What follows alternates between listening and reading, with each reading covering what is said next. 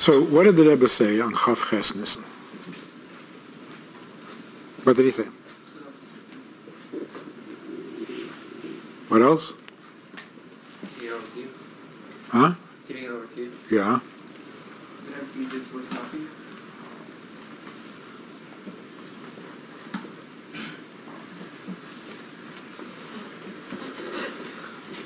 Anything else?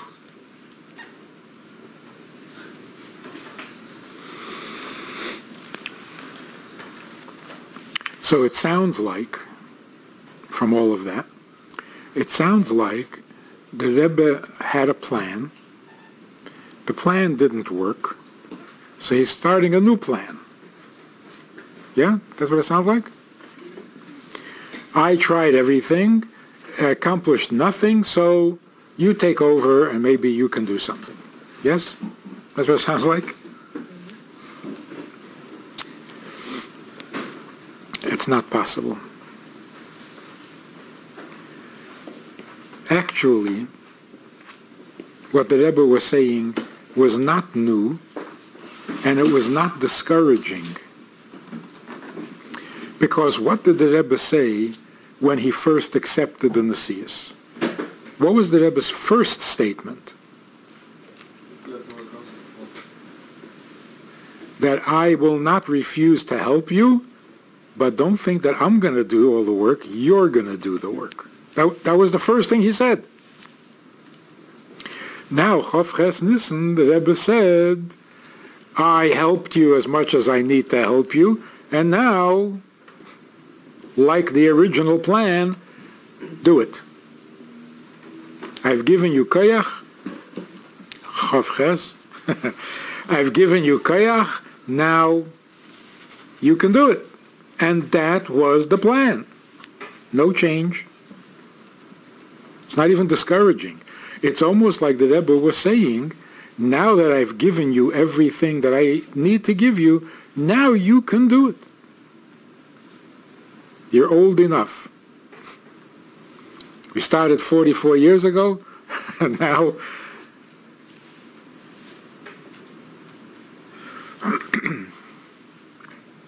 but what does it mean that the Rebbe will help, but we have to do it?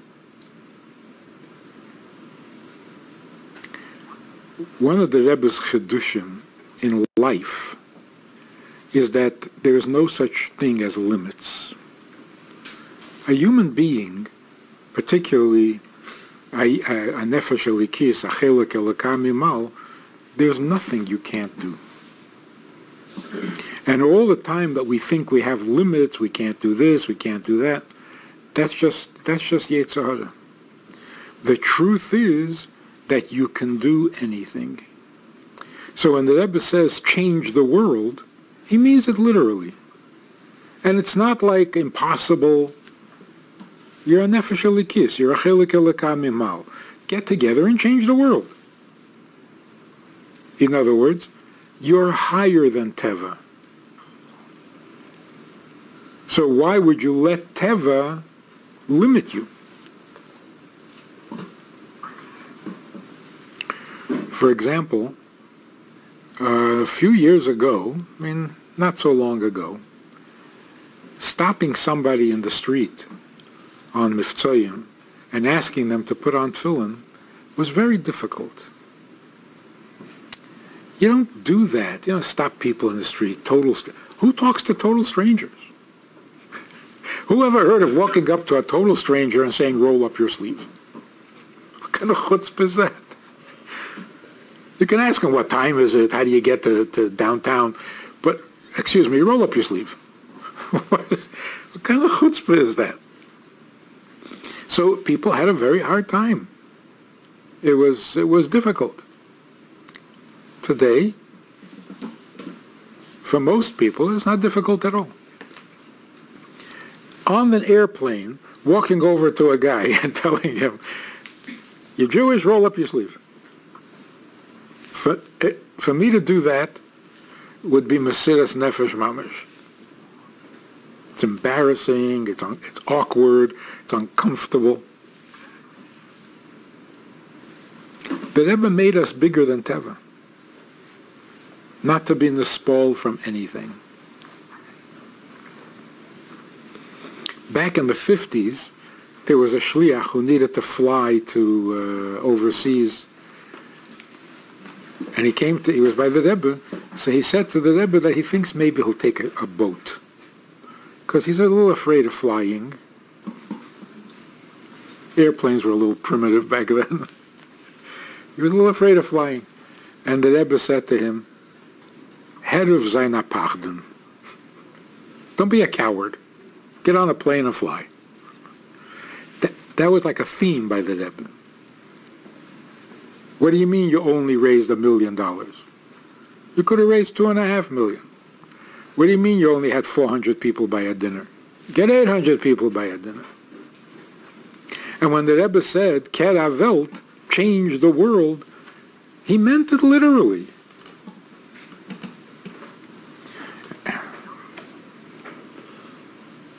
The young generation takes it literally because you're not afraid of anything, and you shouldn't be. So, Chof Ches Nissan, Koyach Nissan, the Rebbe told us, I've given you everything that I need to give you. So now that I've done my job, now you are completely capable of doing your job. Without any limits, without any fear, without any hang-ups. You know, that's not my nature, and I can't go like this, and I can't do that. Whatever the challenge is, yeah, let's do it. Go for it. So people who think that Chof Ches Nissan was a discouraging sikha, when I first heard the sikha, I was in a hotel someplace, and somebody called me right after the sikha, panicked, and said, "Did you hear?" And he repeated some of the things that the Rebbe said, and it really sounded horrible. Oh, the Rebbe's quitting? Does it sound like that? Oh, I give up, I can't. That's what it sounded like, and that's what this guy was thinking when he told me. But then somebody called me and played the tape. And you hear how the Rebbe is talking strong, and come on, he's not giving up. The Rebbe doesn't quit. On the contrary.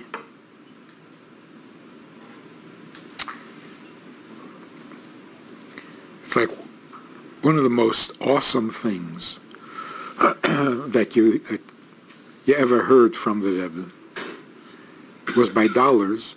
Somebody came to the Rebbe and said the Rebbe should go to Eretz Yisrael and take 10,000 Chassidim with him, and that'll bring Moshiach and whatever. Something. So the Rebbe said to him, what I have to do, I do. You do what you have to do. Now, which human being can say with a straight face, I do everything I need to do? You realize how awesome that is? Who can say that? Unless he's lying, exaggerating, he's out of touch with reality.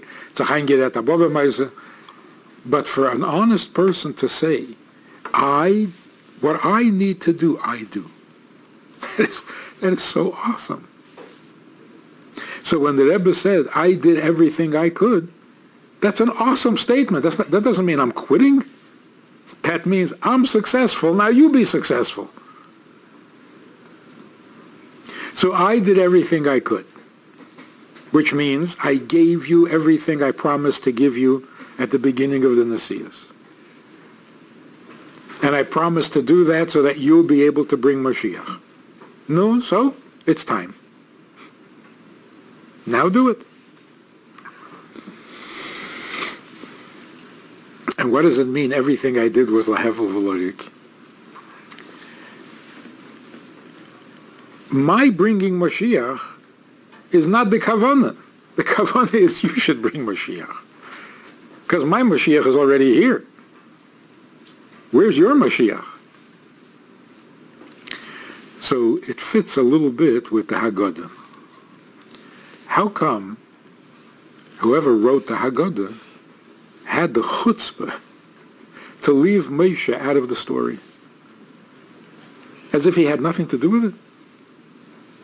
Moshe Rabbeinu is not mentioned in the whole Haggadah.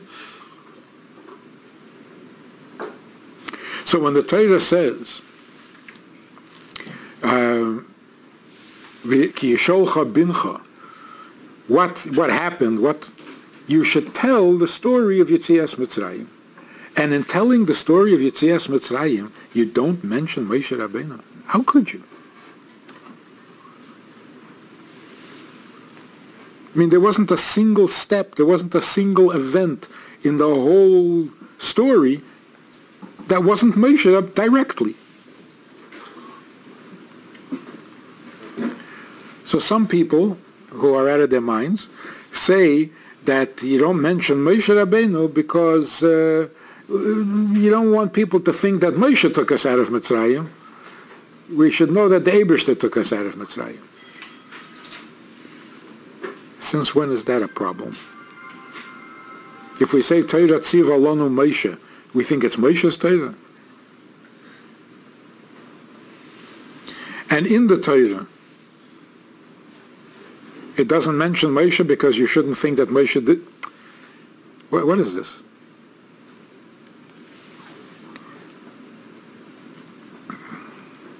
The only possible explanation is that the Anshe Knesses Hagdolah, whoever put together the Haggadah, Moshe Rabbeinu came to them and said, don't mention me, because everything I did was lehevel v'lorik.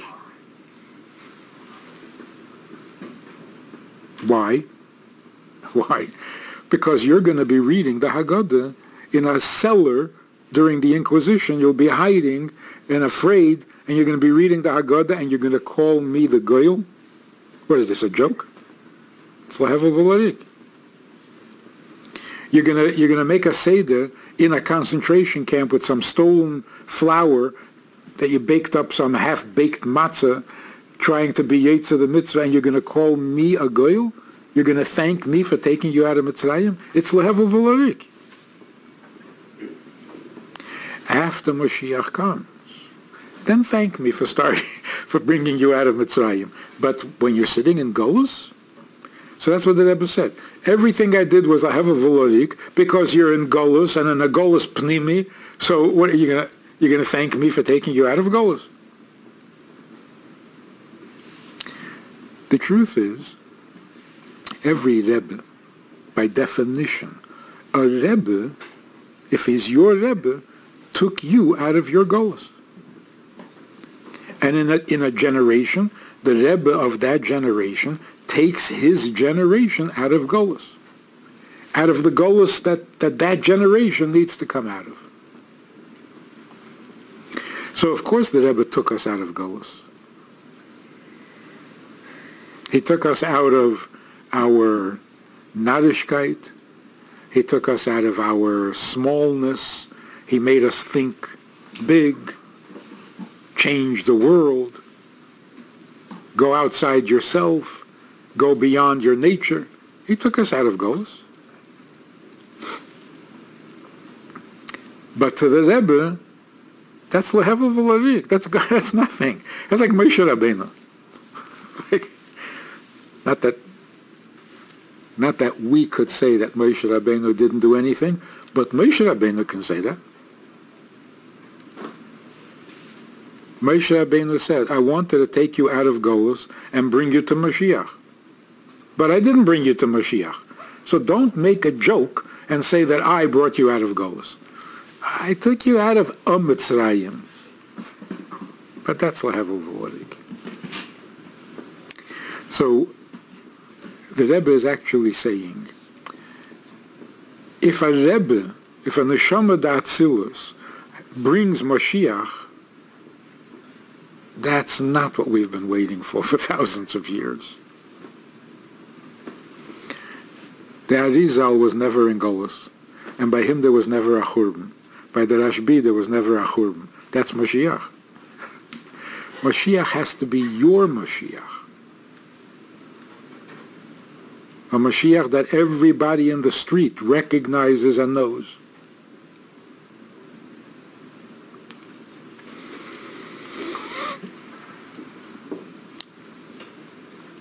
So we say the mitzvahs that the Ovis did were like Hevel compared to the mitzvahs after Matan Torah. Who are you calling Hevel? Are you using a word?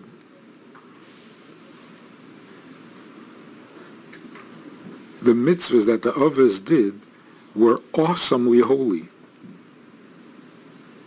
So holy that it didn't even affect the Gashmis. A mitzvah that doesn't affect Gashmis, we call it Hevel. But in terms of holiness, much holier.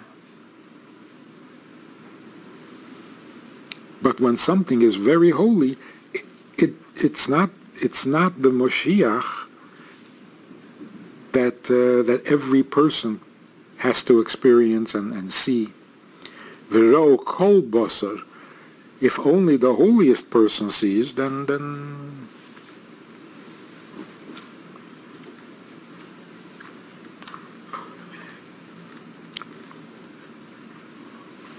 so imagine your father owns a house, and there are a lot of people living in the house. Most people know that it's your father's house, and they respect your father, and they behave the way he wants them to. Not destroying the house, changing the house. But there's one person who doesn't recognize and doesn't admit that it's your father's house, and he keeps doing things against your father's.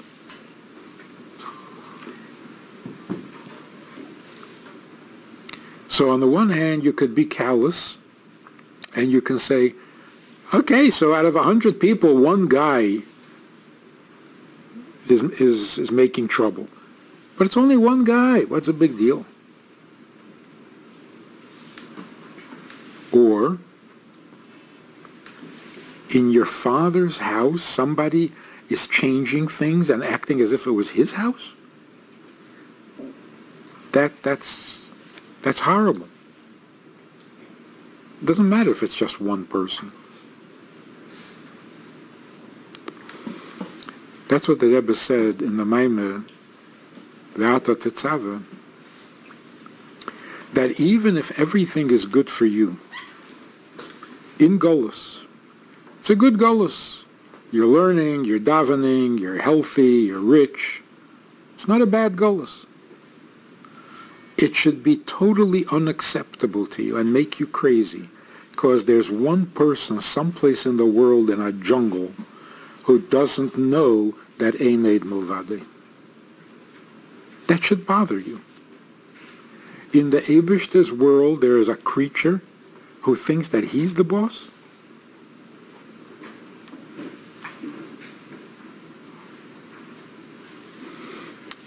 That's what it means, Ad Mosai. So the Rebbe said, Chav Ches Nissan, that if anybody would say Ad Mosai with an emes, Moshiach would come. Ad Mosai, what?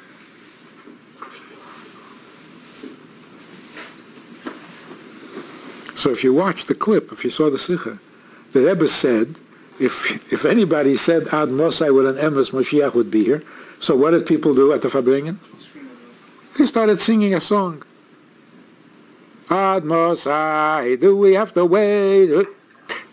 That's your answer. That now you're saying it with an emes? Because you made a song out of it? It was very disappointing. And the Rebbe did not get very excited about that name. He ignored it completely. So what does it mean to say Ad Mosai with an emes? So the first question is, Ad Mosai what? What are you complaining about? How long is this going to go on? What's this? What is it?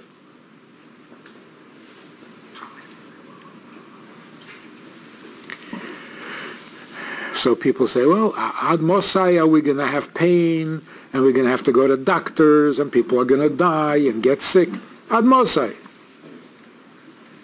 Okay. People say that with an emes. They really don't want to get sick, and they surely don't want to die. So that's not with an emes?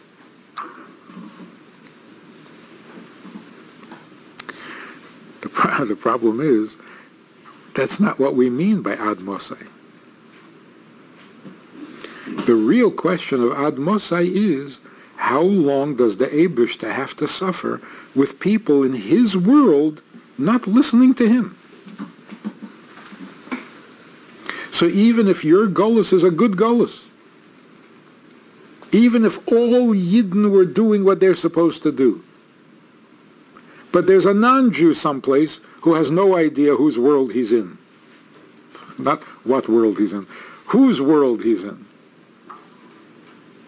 That's not acceptable. Ad Mosai. In the Eibishter's world, there are people who tell the Eibishter to mind his own business. This is his business. So ad Mosai.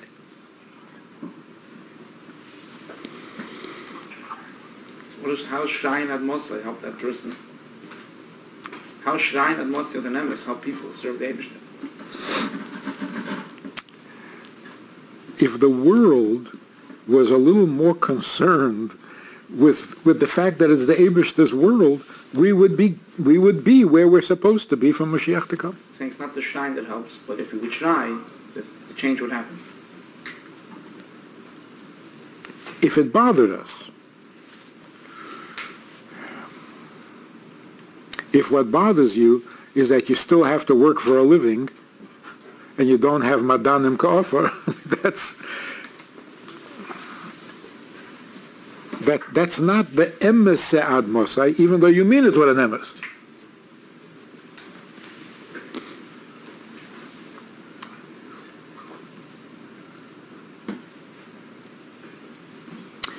So Shrein ad Mosai with an emes, Moshiach would come, would mean, Rebbe means if you would really, really care, then that's Moshiach. That's Moshiach. Yeah.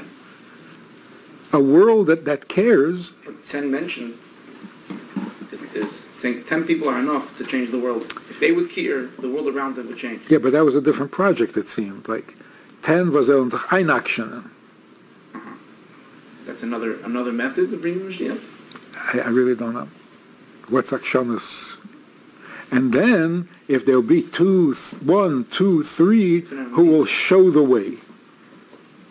So there's a big project going on here. We need 1 or 3 people to show how. We need 10 to be really stubborn. And we need everybody to scream at Mosai. But, chas v'sholem, to think that the way we've been bringing Moshiach since the Baal Shem Tov is not the way anymore, and that we have to do something else. That's not possible. We know what it takes to bring Moshiach. Hafatzas hamayonis, tshuva, and tzedakah. So at first the Rebbe said, what more I can do, weiß ich nicht. And then he said, well, what I could do is make you a shliach to tzedakah.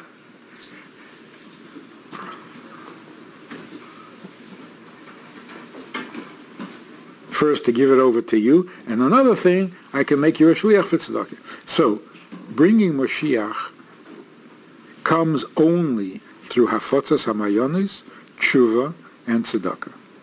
There is no other way, and there doesn't need to be any other way. What we need to be stubborn about, and what we need to find a way and an eitzah, how to make the hafotzas hamayonis faster, better, how to bring tshuva better, and how to give tzedakah more. but not to start a new project, chas v'sholem.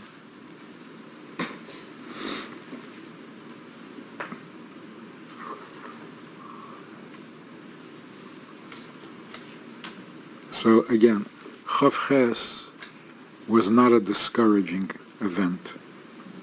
And it certainly wasn't a change of plans. Okay, I thought somebody on this not working, let's try something else. That's crazy.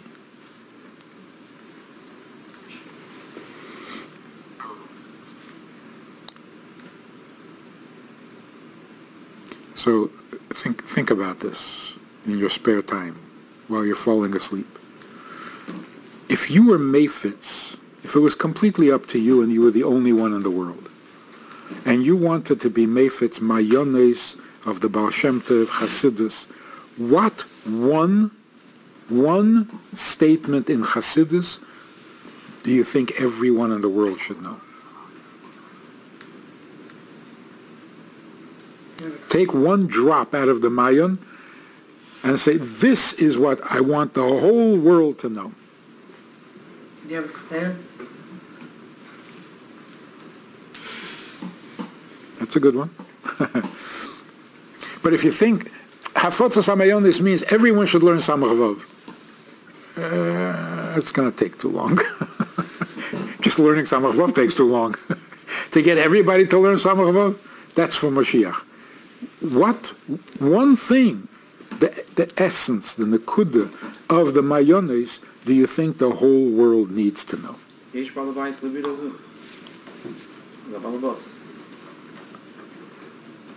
Oh, Pichsidus. Because that's from Nigla.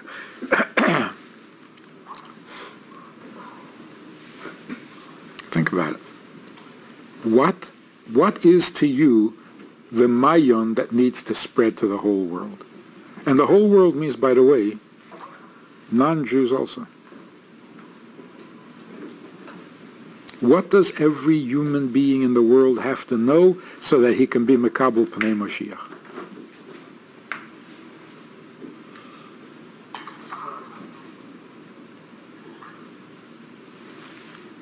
So you can start with a negative.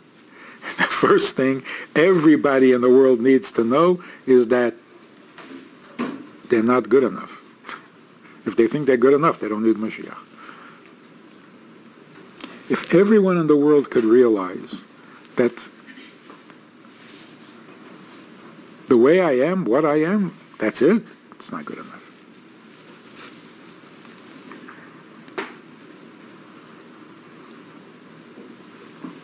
If everybody in the world would ask, Lama haisa kazeis lefanav yizbarech, to take my neshama from Igra Rama and send it down to this miserable world. If everybody asked that question, Moshiach would be here. Because if you ask the right question, you get the right answer. And the right answer to that is Moshiach. So if you ask the right question ad Mosai, Moshiach would be the answer. So that's just what's missing. That if everybody could recognize that we're missing something, at least that. But then what positive statement in Hasidus does the whole world need to hear? I mean, it's a practical question. If you have a minute to talk to a guy on Miftzayim, and he's really, willing to hear something, and you have only 1 minute, what do you say?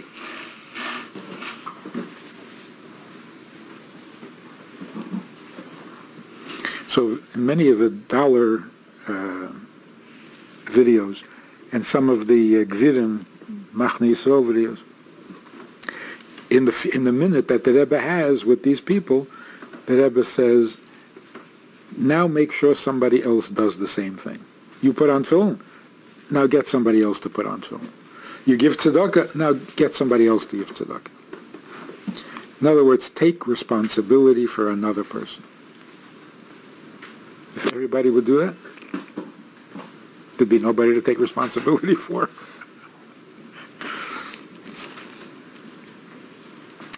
So be encouraged, not discouraged.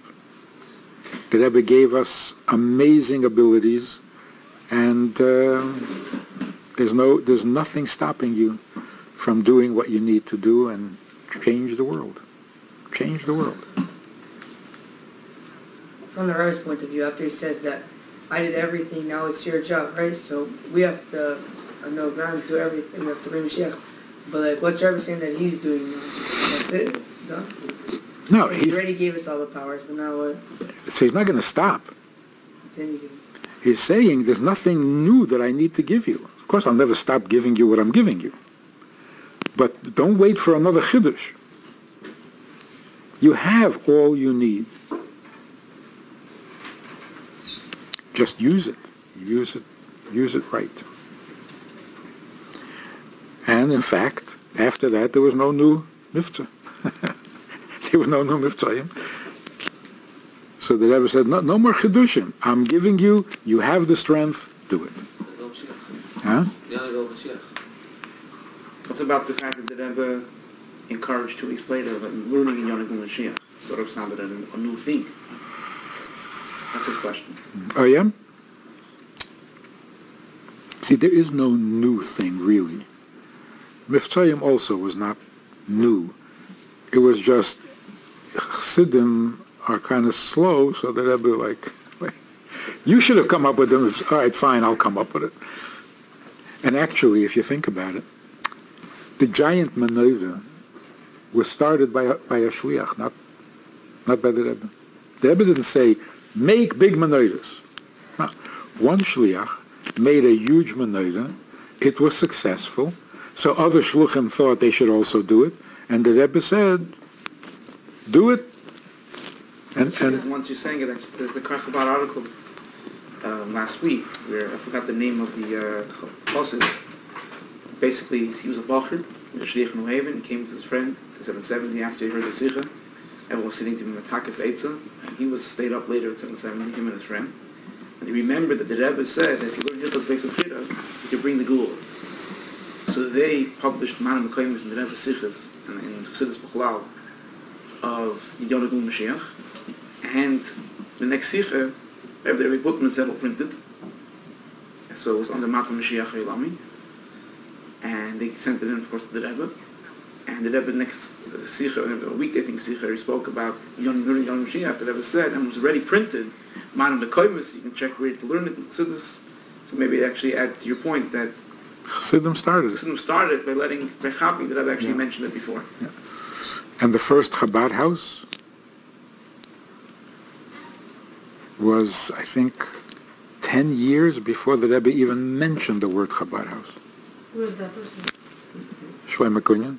And who was the person that lived in New York? Chaim Drizzen. Are you related to anybody? No. Who started Eisan HaSefer Tova?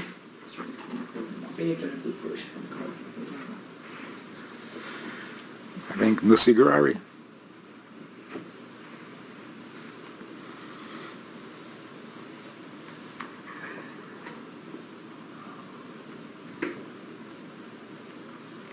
And then, years later, a non-Chassid, a chief rabbi in South Africa, started the International Challah Bake,